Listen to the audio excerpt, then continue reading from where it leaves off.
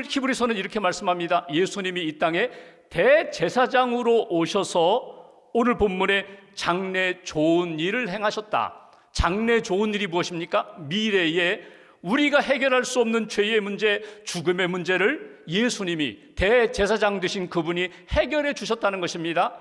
하나님 앞에 담대히 나아가 하나님과 교제하고 하나님의 은혜를 받을 수 있도록 회복의 역사를 이루신 분이 대제사장 되신 예수님이시라고. 그분이 이 땅에서 우리가 볼 수 있는 눈에 보이는 성전이 아니라 예수님 자신이 대제사장이 되시고 속죄 제물이 되셔서 이 땅에 오심으로 그분 자체가 성전이 되셨다고, 그분 자체가 하나님의 나라를 이루셨다고 오늘 히브리서는 우리에게 가르쳐주고 있습니다. 12절 말씀 보실까요? 한 절을 함께 봉독합니다. 염소와 송아지의 피로 하지 아니하고 오직 자기의 피로 영원한 속죄를 이루사 단번에 성소에 들어가셨느니라. 아멘. 예수 그리스도가 짐승의 피, 양이나 소나 그런 염소의 피가 아니라 본인 자신의 피로 속죄 제물이 되셨다. 속죄로 단번에 성소, 하나님이 계신 곳, 구원의 자리로 우리를 인도해 주셨다고 그렇게 가르쳐 주는 것을 보게 됩니다. 속죄가 무엇입니까? 죄의 값을 지불하는 것입니다. 속량이라고도 하고 구속이라고도 합니다. 예수님 자신이 거룩한 대제사장이 되시고 예수님 자신이 어린 양이 되셔서 속죄 제물이 되셔서 내가 죄를 짓고 받아야 할 죄값을 예수님이 대신 받으셨다는 것입니다.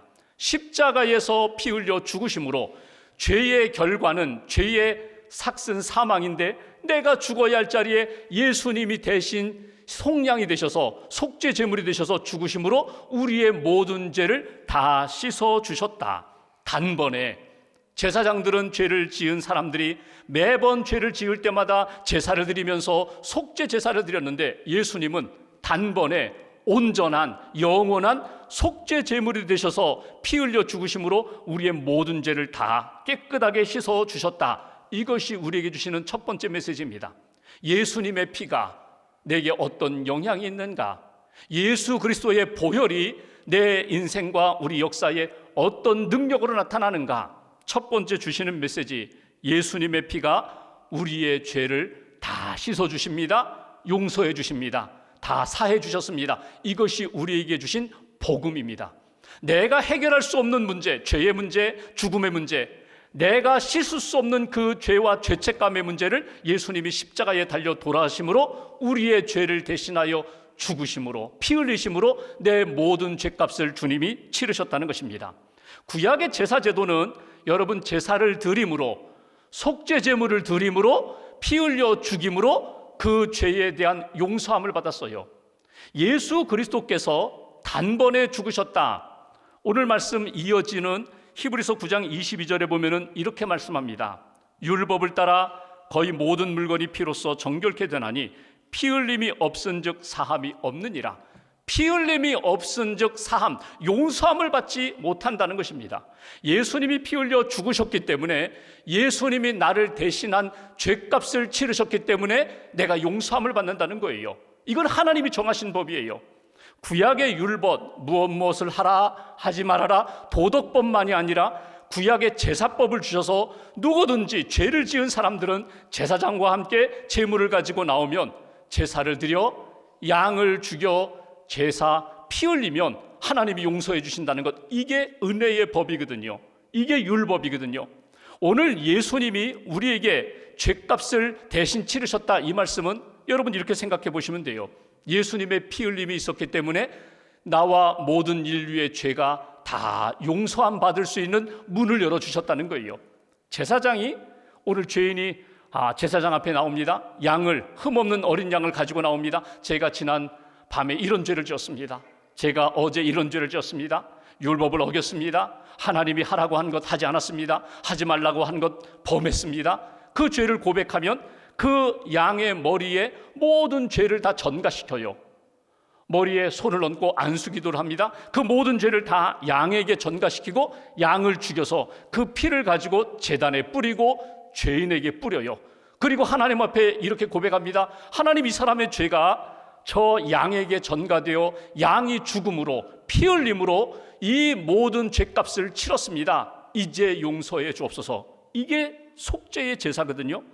여러분, 매번 죄 지을 때마다 양을 데리고 가서 그렇게 제사를 지냈는데 예수님이 단번에 온전한 영원한 속죄 제물이 되셔서 십자가에 피 흘려 죽으심으로 우리의 죄값을 다 그분이 치르셨다는 것입니다. 제사장, 대제사장은 인간이기 때문에 불완전해요. 거룩하게 산다고 하지만 여전히 죄인이에요. 죄가 많아요. 그렇기 때문에 하나님 앞에 온전한 그런 제사를 드릴 수가 없는데, 여러분, 예수님은 대제사장, 흠없는 분, 짐승의 피가 아니라 본인의 피를 흘려서 온 인류의 죄를 대신하여 죄값을 치르심으로 우리의 죄가 용서함을 받았다. 이것을 믿는 거예요. 이것을 받아들이는 거예요.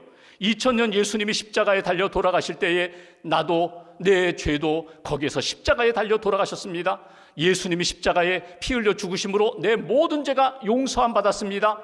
십자가를 바라볼 때마다 예수 그리스도의 그 구원의 사랑, 속죄의 사랑을 다시 한번 믿음으로 받아들이면서 예수 그리스도의 보혈의 은총에 감사함으로 믿음으로 나아가는 것이 오늘 하나님의 백성 성도들의 모습이라는 거예요. 후안 카를로스 오르티즈라는 목사님이 계세요. 남미 목사님인데 제자입니까? 라는 책으로 유명한 분입니다. 이분이 불완전 때문에, 본인이 짓는 죄 때문에 늘 하나님 앞에서 힘들었어요. 본인이 사역을 하면서도, 설교를 하면서도 편두통 때문에 머리가 너무나 아픈 거예요. 근본을 찾아가 보니까 내 안에 자유함이 없어요. 평안이 없어요. 늘 죄에 눌려, 죄책감에 눌려 살아가요. 어떤 날은 설교하다가 그 자리에 강단에서 쓰러지기도 했어요. 하나님, 내게 왜 이런 평안이 없습니까? 왜 자유가 없습니까? 왜 내 안에 이런 죄의 문제가 해결되지 않습니까? 어느 날 성경을 읽다 보니까 성경에 여러 곳에서 예수의 피가 너의 죄를 씻어주었다, 예수의 피가 모든 죄를 사하여 주었다, 이 말씀을 읽게 됩니다. 은혜를 받았어요. 하나님, 예수의 피가 내 모든 죄를 다 씻어주신다고 내가 머리로는 아는데 내 가슴으로는 받아들이기 참 어렵습니다. 이 예수 그리스도의 피가 내 모든 죄를 다 정말 씻어주신 것 맞습니까? 그런데 하나님이 그분에게 성령을 통하여 음성을 들려주세요. 너는 누구냐? 너는 도대체 누구냐? 너 때문이 아니라, 내 공로, 내 노력, 내 선행 때문에 아니라 예수 때문에, 예수의 피로 내 모든 죄를 다 내가 씻어주었는데 도대체 예수의 피로 용서함 받은 너는 누구냐? 너는 도대체 용서함을 받았다는 확신이 있느냐? 나는 이미 용서했는데 너는 왜 아직도 용서받지 못했다고? 내가 나보다 크냐? 내가 나보다 거룩하냐? 내가 나보다 더 온전하냐? 하나님의 음성을 듣게 됩니다. 그리고 십자가를 다시 한번 바라보았어요. 십자가를 바라보면서, 맞습니다, 예수님이 십자가에 달려 돌아가실 때 피 흘리심으로 내 모든 죄가 저 예수님의 십자가의 보혈로 다 씻음 받았음을 제가 믿습니다 고백하는 순간 마음에 평안이 찾아오고 자유함이 찾아왔다는 거예요. 여러분, 교회에 와서 기도하면서 우리는 예수님의 십자가를 바라봅니다. 십자가의 보혈의 은총을 다시 한번 고백하면서 내 모든 죄가 예수님의 보혈로 깨끗하게 씻음 받았음을 믿습니다. 믿음으로 고백하고 예수님의 십자가의 보혈의 은총을 내가 받아들일 때 내 삶의 어둠의 영도, 그리고 죄책감의 영도 다 사라지고 온전한 평안과 빛으로 채워진다는 것, 여러분 이 은혜의 체험을, 십자가의 보혈의 은혜를 다시 한번 체험하는 저와 여러분 되시기를 주님의 이름으로 기원합니다. 두 번째로 13절 말씀 보실까요? 13절 제가 봉독합니다. 염소와 황소의 피와 및 암송아지의 죄를 부정한 자에게 뿌려 그 육체를 정결하게 하여 거룩하게 하거든. 구약의 율법에 보면은 부정한 사람들이 있어요. 하나님의 백성임에도 불구하고 성전에 나아갈 수 없는, 예배 드릴 수 없는, 너는 부정한 사람이야, 안 돼, 그런 사람들이 있어요. 어떤 사람들? 음식을 잘못 먹었어요. 부정한 음식을 먹었어요. 먹지 말아야 할 음식을 먹었어요. 만지지 말아야 할 부정한 것들을 만졌어요. 죽은 사람의 시체를 만졌어요. 또 어떤 경우에는 내 몸에 나병이 생겼어요. 부정하다고 생각하는, 성경에서 말하는 부정한 질병이라든지 음식이라든지 또 만지는 것 잘못 만져서 부정하기 때문에 하나님 앞에 나아갈 수 없을 때 하나님이 이런 은혜의 법을 주십니다. 가서 정결 제사를 드려라. 하나님 앞에 정결 제사를 드리면서 제사장이 피를 뿌리고 죄를 뿌리면 하나님께서 모든 죄를 씻어주시고 허물을 씻어주시고 다시금 하나님 앞에 나아갈 수 있도록 은혜의 문을 열어주실 것이다. 이게 정결 예법이거든요. 오늘 예수 그리스도의 피가 구약의 제사장들이 집례했던 짐승의 피를 뿌리고 죄를 뿌려가지고 이 외모, 눈에 보이는 다시 한번 회복의 역사만 나타나는 것이 아니라 너의 내면까지도, 너의 속사람까지도, 너의 영혼까지도 예수 그리스도의 피는 정결케 하는 능력이 있다. 이것을 강조하고 있습니다. 14절 말씀 보십시오. 14절 함께 봉독합니다.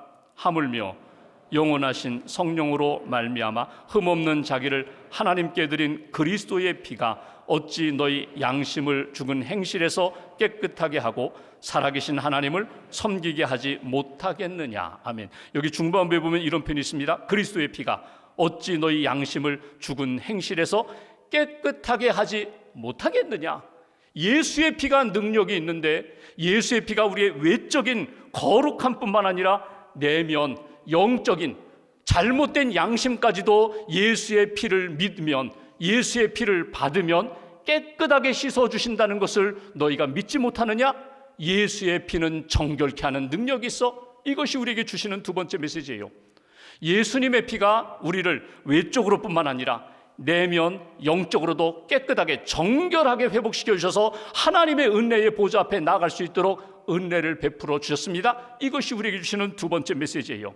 여러분, 예수님의 피가 죽은 양심, 썩은 양심, 잘못된 그릇난 잘못된 그런 모든 삶을 깨끗하게 씻어주시는 능력이 있다는 것, 우리가 살아가는 동안 예수님의 피는 내 영혼과 인격과 내 삶의 잘못된 것들을 바로잡아주면서 거룩함으로 회복시켜주시는 능력이 있다는 것, 이것을 믿고 십자가의 보혈 의지하여 너의 모든 죄를 씻으라고, 너의 모든 부정한 것들, 허물들을 씻어내라고, 심지어 내 속에 있는 죄책감, 내 속에 있는 쓴뿌리, 과거에 내가 하나님 앞에 죄를 짓고 회개했는데 용서 안 받았다고 말은 하는데 아직도 내 마음 깊은 곳에 있는 그 어두운 것들, 예수님의 십자가의 보혈로 다 씻을 때 너희의 영혼은, 너희의 인생은 달라지게 된다고.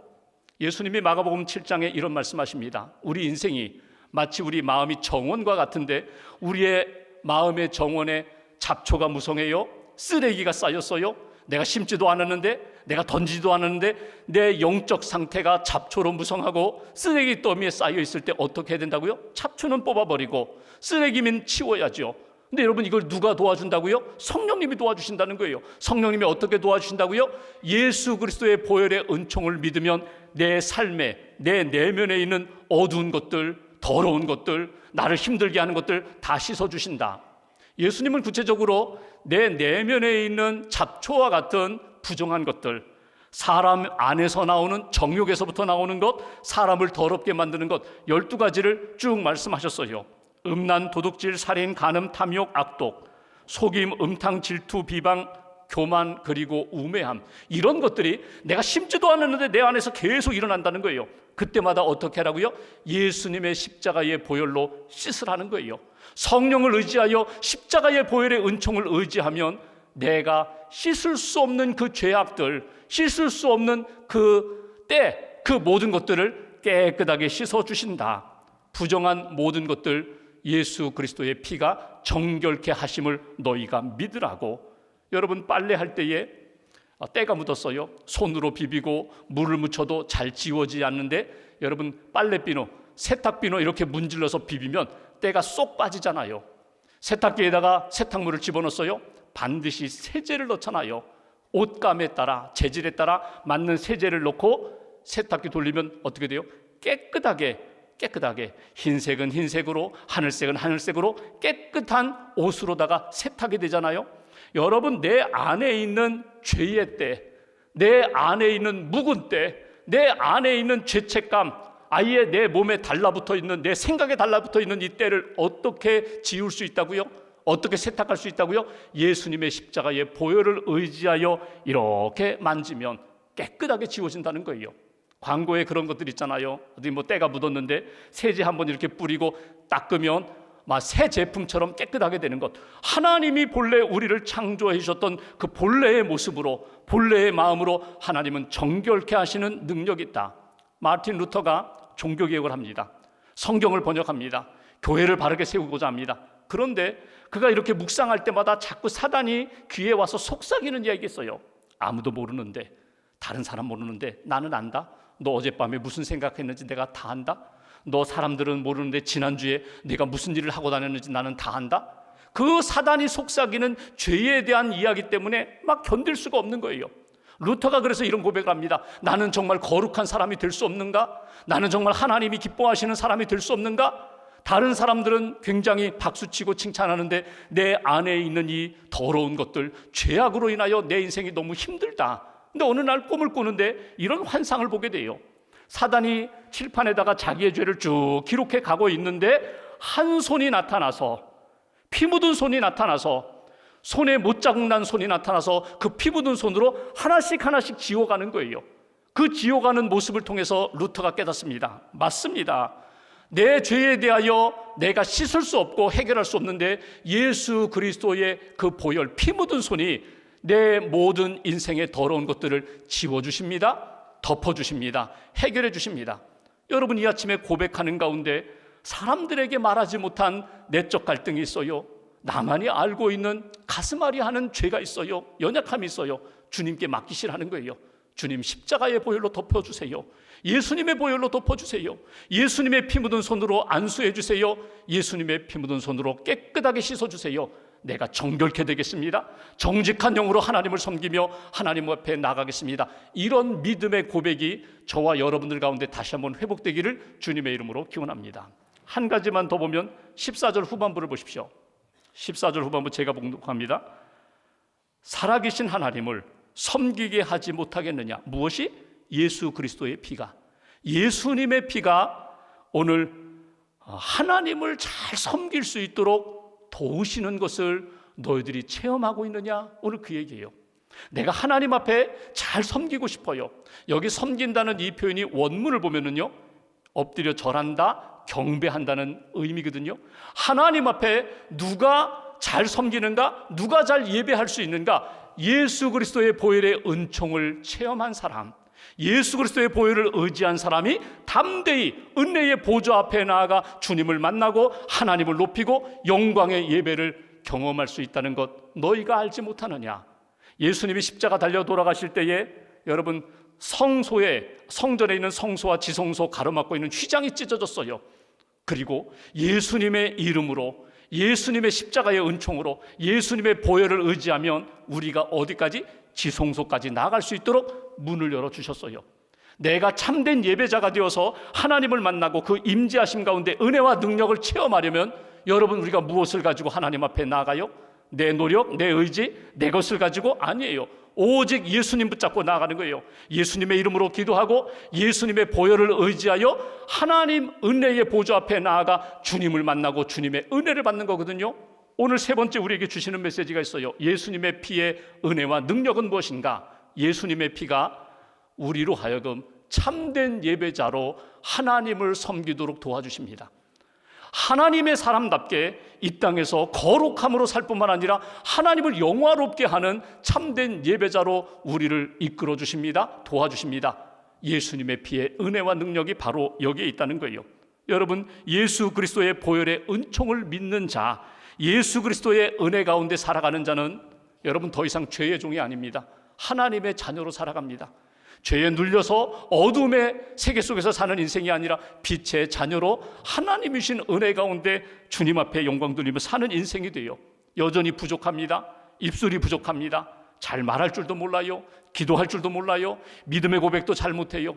행실도 여전히 불완전해요. 그럼에도 불구하고 예수님의 보혈을 의지할 때에 하나님이 기뻐하시는 믿음의 예배자가 될 수 있다.